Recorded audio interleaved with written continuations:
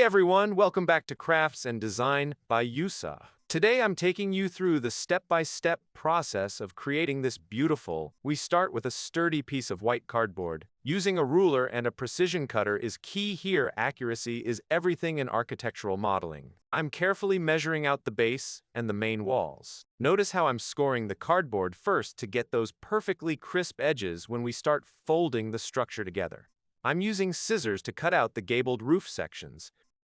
Now, it's time to give the house some character.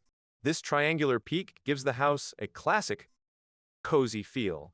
Once the pieces are ready, I carefully align the corners. Seeing the 2D flat pieces turn into a 3D structure is always the most satisfying part of the process.